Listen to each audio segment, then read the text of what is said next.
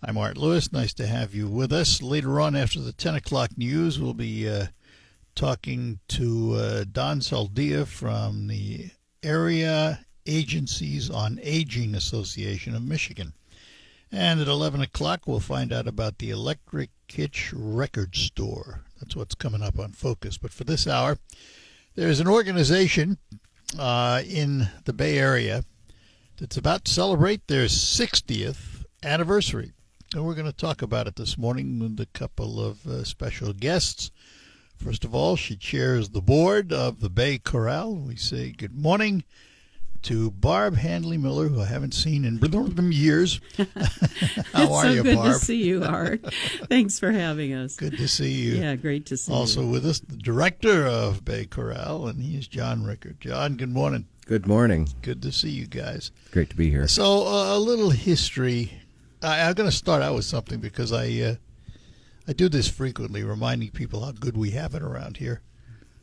If you take the three counties and assume approximately 400,000 people, where can you find a city that has two symphony orchestras, multiple choral societies, multiple theater groups, multiple art museums, in a $400,000 population city? Where can you find that? You can't. Right.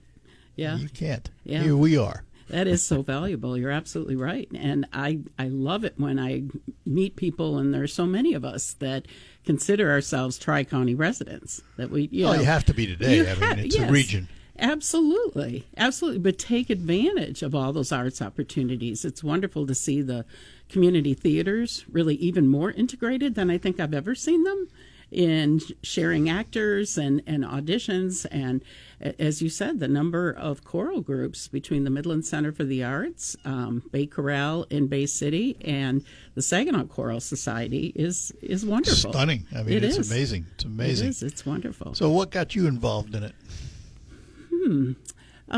Wanting to sing. I had a long career as a faculty member at Delta College, and as you know, Art, you and I worked together in the news industry before that. I was at Channel 5 for 10 years, and I just had a very busy career and raising children, and I wasn't able to do a lot of things outside of that. So once my kids were grown and I was getting closer to retirement, I joined the Bay Chorale in 2012. And so it hasn't been that long for me, only about 13 years. And I just fell in love with... You just happened to find yourself in the chairman's seat. Well, yeah, that's what happens. People hooked me into being on the board, and then they're like, Barb. What'd you do, miss a meeting? Yeah, you know how to do this stuff, please. So, so we have a great group. Actually, we have a very, very active board because we put on 2 shows a year, and along with John, collaborate on buying and picking all that music for those shows. Why only 2? Out of curiosity.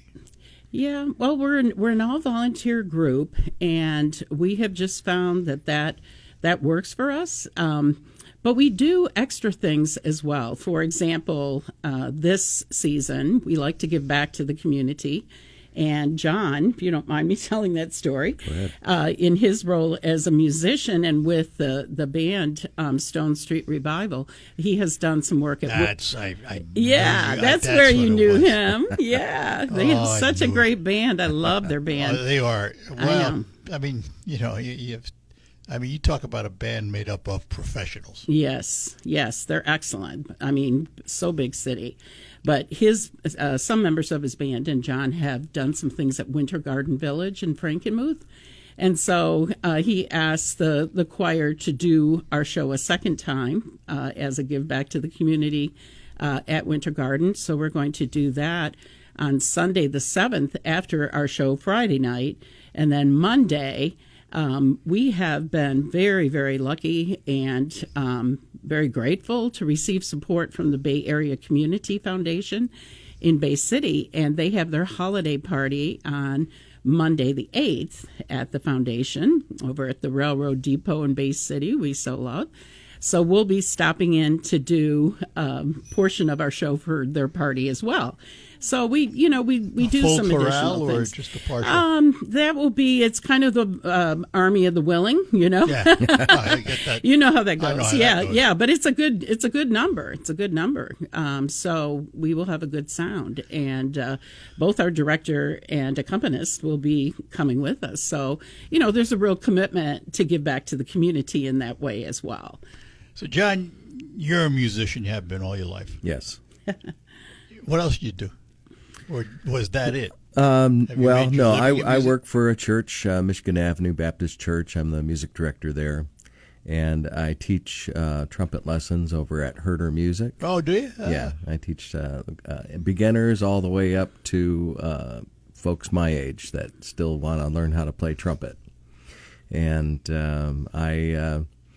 I'm freelance, obviously. With a lot of my summer is booked up with Stone Street, and Yes, we're gonna Donnie, I'll be there. Yes, Donnie, I'll be there. yeah, Donnie is a madman. He books he books so many jobs that we're thinking, okay, we can do that, especially when you get 2 in one day. And we had one that we did. We play for the Wounded Warriors, and we do a show in Owasso. We get there about 10 o'clock, and we're done by 3 o'clock, and then we pack up and we go to Canadian Lakes and play there from 7 to 9. I don't want to digress from the Bay Chorale Society too much, but That's good. for those of you that never heard Stone Street, this is an unusual group. Donnie Brown, who is the spearhead, was on the Tonight Show 3 different times, I think. Yeah. Does he play bass? The one that's in the Country Hall of Fame. Yeah, Jeff Wallakangis. Jeff, yep. And then I think everybody is notable. Yeah, Everybody in that band is notable. It's what, an 8 or 10 piece? I forgot now. it's an 8-piece. 8 yeah. piece, yeah. It's amazing. And Yeah. the music they crank out, folks, is unreal. It's so true. And we have a separate show that we do called Pure AM Gold also. Been there, done that, seen that. It's excellent. So much fun. So much fun. Yeah. So, So- we keep busy. So what got you into, choral music? Well, my dad was a choral director, and I kind of had it in my blood, you could say. And I started with Saginaw Valley singing with their choir around 1993. And I had already, when I was younger, about 21 years old, I went out east and went to school at Berklee College of Music in Oh, Boston. did you go to Berklee? Yeah. And kind of got my Great butt school. kicked. Yeah, it's a great school, though. So I came back and was kind of reevaluating things, and kind of happened to wander into working with Eric Nasula over at Saginaw Valley, and we put on the first opera that Saginaw Valley did. It was The Mikado, and I got to play the role of Coco. Nice. And after we did that, we started talking about doing trips, and the Saginaw Valley Choir was joined with the Bay Chorale for a lot of their concerts because Eric directed the group at the time, and he did for 30 years. And actually, it's his birthday today. Happy birthday, Eric, if is you're that listening. right? Happy birthday, Eric. But we've gone on numerous trips. Sometimes I have a hard time remembering all of them, but we went overseas, and starting in 1993, we went to Russia, St. Petersburg, Russia. Right? Yeah, and that was really an experience, and they had a side trip to Amsterdam after. And every other year, 95, we went to Florence and Rome, 97, southern Spain, Torremolinos, around Costa del Sol. In 99, we went to Shrewsbury and London, and we were performing in all those trips. In 2001, Budapest, Vienna, and Prague. We were at the French Riviera in 2003, Barcelona in 2005. Well, this is an odd year, 25. Did you go anywhere? No. Seems like every odd year. The trips were basically done in 2011. But, Yeah, we went to Japan in 2007, Kyoto, Hiroshima, and Tokushima, which is our sister city. Yep. Mm-hmm. And 2009 was Greece, and then 2011 Paris. So there was a lot of traveling involved, and I kind of lost my will to traveling. I know that routine. I owned a tour business. You reach a point where it's, But I got involved with Eric, and I worked for him, and he liked to write his own choral arrangements, and I have a program called Finale, and I'd write them up so they would actually be legible. All right, I'll take a break. We'll come back. They are celebrating 60 years, and they have a concert coming up December 5th. We'll tell you about and lots more with our guest this morning. But let me talk about Quick Lane Freeland, right next to McDonald Ford. It's on the McDonald Ford property because it's part of McDonald Ford. And remember this, if you need tires, they sell all tires at just $5 over cost. $5 over cost. That's what you pay for tires at Quick Lane Freeland. And you may be asking yourself, well, with winter coming, is there a difference between the tires I'm driving on in the summer and the rest of the year and winter tires? And the answer is yes.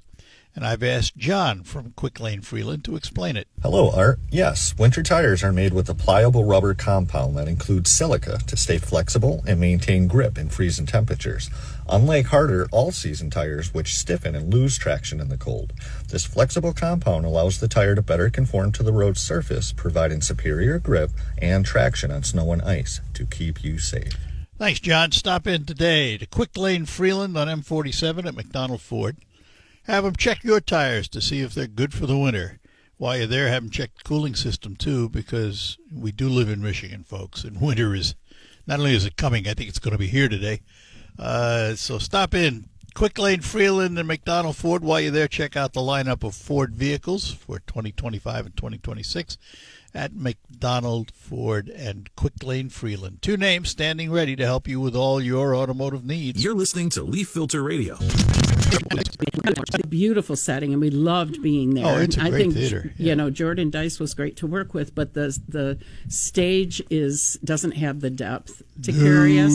We have 48 voices now, so 48 people on stage is just not.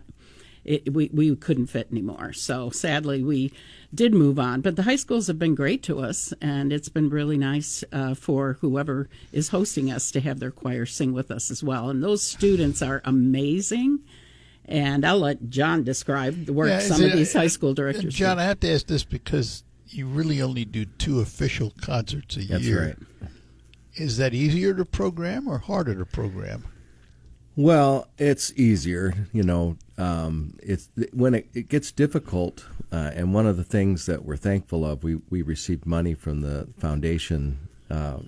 We got a very generous grant, and I have to come up with a seating chart for up to 50 singers, and we're on risers, and we just don't have the equipment to do it. So that's the worst part of my job, is coming up with how am I going to get all these people. And this time we have bass and drums joining us, and we also have a gentleman playing djembe and a violinist also. So it's a little tricky to get everybody, and you're always going to make somebody mad.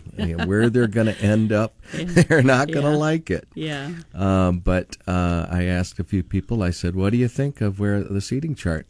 It's okay. And I said, yeah. That's okay. Well, when you set up a seating chart for a chorale like that, Yeah. you're setting it up by parts, aren't you? Yes. Yeah. Not by individuals. Right. Yeah. How do we get the best sound for the singers that we have? Mm-hmm. And we've always had a lot of altos, so we have to.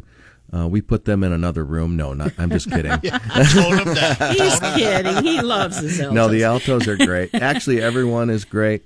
And it's a little bit challenging, and I have to experiment with a few different settings before I get it. But when I hit it, and I know I can hear the sound and I hear the balance, and it's worth it. It's worth the time to put into it. So this concert, 7 o'clock on Friday, December 5th at John Glenn High School. What's on the program?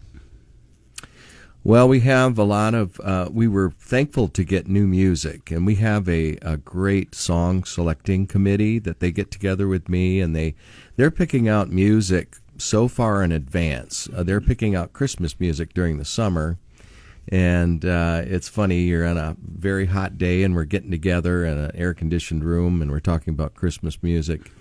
And when we started, when I took over the Bay Chorale, after Eric retired, our numbers were way down, and the song selecting committee, I believe, had a big part of, and just the whole board, all the work they do is building our numbers up, and now we have over 50 people involved. Mm-hmm. And so we went from about 18 members to over 50. And we're getting younger people involved, so we're multi-generational instead of all gray or blue-haired. We've got all different faces and different, sometimes we'll have a son and their father singing. We do have that right now, and then and the wife, cousin. It's a family affair. Yes. And so it's really a special thing to have all the different ages. Mm-hmm. And so by going into the high schools and promoting and being a part and having them be a part of the concert, we hope to keep that multi-generational thing going to where it really pumps a lot of life into the choir when we have the younger voices. And we're kind of changed our direction a little bit, and we're doing more of an upbeat program and more of a instead of a typical choir concert, it's more of a performance, and trying to get it more of, to be exciting, where no one's going to fall asleep while they're sitting there thinking, when is this thing going to get over? But we've had very good responses for our last. This will be my 6th concert, so I've been here.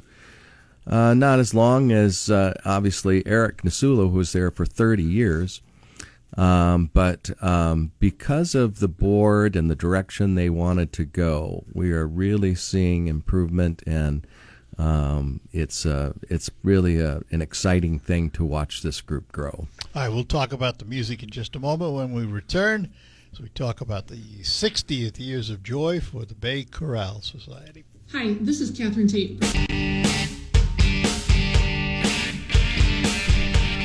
Hi, we're back with you in studio. John Rickert, he is the director of Bay Chorale, and the chairman of the board, Barb Hanley Miller, with us this morning. So I'd asked about the music. We got on another topic, but let's go back to the music. Yeah. So December 5th at John Glenn, what are we going to hear? Well, we open up with a number called Almost Christmas, and it's arranged by Mac Huff, and is a British tune, and we actually changed a couple of the words because I didn't think our American audience would get it. That's bloody good of them. Yeah. What did they say? It said Bickens? Yeah, Bicky Crumbs. Bicky Crumbs. Yeah. Bicky Crumbs. Like we changed it to biscuits. Cookie Crumbs. And Bishop Punch, which we changed to Christmas Punch. But other than that, we kind of left it alone. But it's a very exciting piece, and it's a new arrangement. So, for me, doing the holiday concerts, they're my favorite. I don't know exactly why, but great music. Yeah, it's you can find lots of interesting new arrangements that are exciting, and so we're doing some of these new arrangements that we just were able to purchase with the grant money. And then we go to I Wish It Could Be Christmas Every Day, which is another upbeat. So that we start out the concert just boom, boom, boom. We're very high energy, and then we kind of calm down a little bit later and do some traditional things that people will know and sing along. Yeah, they can sing along if they like. My favorite is "God Rest You Merry Gentlemen" because it's Celtic to me. Yeah, the way we're playing it with violins, it sounds very Celtic. Oh, wow. Yeah. A very obviously a very old song. Yeah. It's one of the oldest songs that we've done. But it's a new arrangement, and it's really exciting. And we do just a lot of the favorites, but like I say, a lot of these I did not pick them out. The song selection committee picked them out, and they said, "What do you think?" And I said, "Yeah, I like them. Let's do them. Let's do them." So meanwhile, while I'm on the road with Stone Street and working all over the place, we got people down in the trenches and listening and doing all these things, and they'll say, "What do you think of these? What do you think?" And I'll get together, and that works. You mentioned something, and I think people have to realize this. No free lunch. You That's have right. to buy the music. Oh, yeah. Yes. Oh, yes. Yeah, there are real costs to running any arts organization. Yes, there Yes, yes. And so we are very appreciative of our audience and supporters. You know, we are. We have a website, art. It's at www.thebaycorral.com. And if you would like to make a donation to the choir, you can do so there. And we invite you to come to the concert. It is Friday, December 5th. How much? You can buy tickets at the door. It's $15 for adults, $10 for students, and children under 12 free. And it'd be a great concert to bring Might be one of the family cheapest to. tickets around. Right. We keep it very affordable, and you can buy tickets online on our website. Again, www.thebaycorral.com. But there will be plenty of general admission tickets at the door, too. So we really hope to see you. I think you'll be very, and we do pull a Tri-County audience. We have singers who come from Midland. We have singers who come from Saginaw. And we very much pull an audience from those areas. We're doing things. It's a regional thing. Yes. And Anna is doing a great job with the choir. She's always done Who's that? Anna Doring. She's the director over at John Glenn High School. Yes. And She also directs at the Midland Center for the Arts, doesn't she? She does a choir over there. Yeah. So we're very fortunate to be able to work with some of these people that are working with the community and doing a great job. And I had actually played a couple shows with her when she came in. She came in to when she first started her job. Her first show that she did over there was Les Mis. That's a nice, easy one. No kidding. And I was thinking, how are you going to do that? But she did it. Let's pause on that. I'll take That's a break. impressive. We'll be back to talk more about the 60th anniversary of the Bay Corral. More ahead. Pat's Food Center in Freeland has a Welcoming new singers. If you would like to contact us, you can through our website. On our website, there are some interviews with people who sing with us and what they have really benefited from in singing with the Bay Corral. So there's a contact us page there. We'd love to have you. We will start the second Monday coming back in January with rehearsal. So if you're interested, contact us. What do you get out of it? Well, As a singer. I think one of the biggest things is just creative expression. When you are somebody that enjoys music so much and enjoys singing, to be able to do that with a group that over time comes together and is able to harmonize, is able to produce something of real beauty, then that's very satisfying. And also there's over time a great sense of community, that we bind together over the music.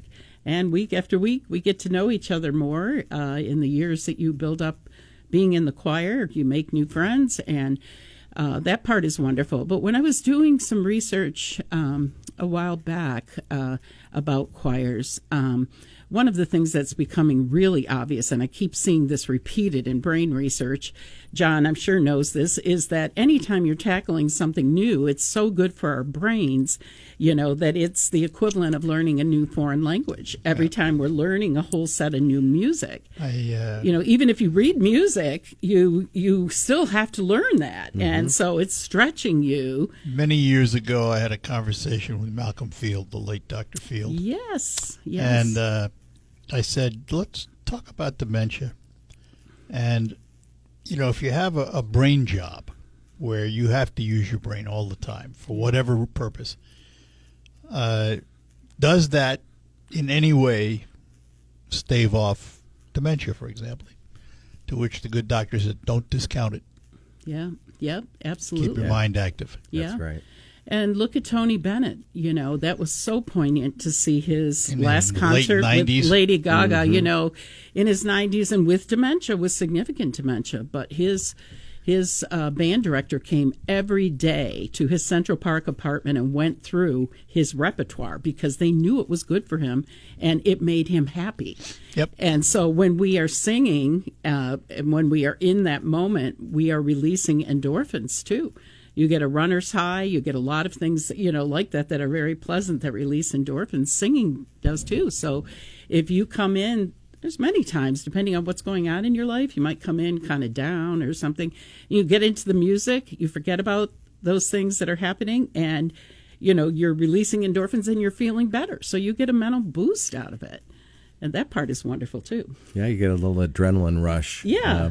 It's funny sometimes, recently when I redid the seating of everyone and they got to sit where everyone could hear the other singers, we started the rehearsal and everyone was so excited. I said, I love your sound, but wow, you got to come down a little bit. It's just too much.